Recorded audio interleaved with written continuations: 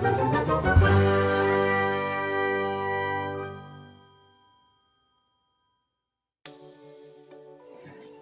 19 വായനാ ദിനം.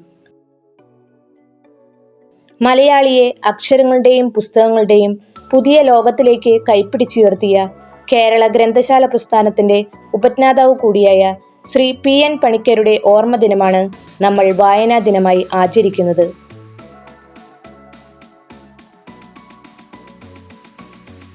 ഒരു വ്യക്തിയുടെ സമഗ്ര വളർച്ചയ്ക്ക് പിന്നിൽ വായന വഹിക്കുന്ന പങ്ക് വളരെ വലുതാണ്. പുസ്തകങ്ങളും ചങ്ങാതിമാരും ഒരുപോലെയാണെന്ന് പറയാറുണ്ട്.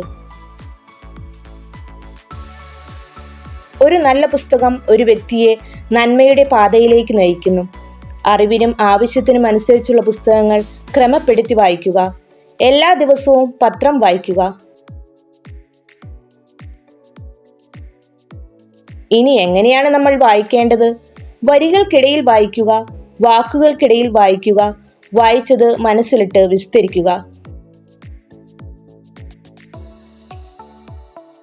എല്ലാ വീടുകളിലും ഒരു പുസ്തക ശേഖരം വേണം.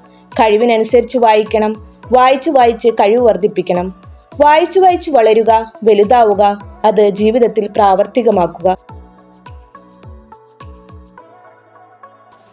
ലോകത്തിന്റെ വെളിച്ചമാണ് പുസ്തകങ്ങൾ. ആ വെളിച്ചം കണ്ടുവേണം നമ്മൾ വളരാൻ. എന്നാൽ ഇന്ന് വായന കുറഞ്ഞു വരികയാണ്. ടെലിവിഷൻ, കമ്പ്യൂട്ടറുകൾ, മൊബൈൽ ഫോൺ തുടങ്ങിയ പുത്തൻ സാങ്കേതിക വിദ്യകളുടെ കടന്നുകയറ്റത്തിൽ പുസ്തകങ്ങളുടെ ആവശ്യകത കുറഞ്ഞിരിക്കുന്നു. കാലഘട്ടത്തിനനുസരിച്ച് വായനയും മാറിക്കൊണ്ടിരിക്കുന്നു.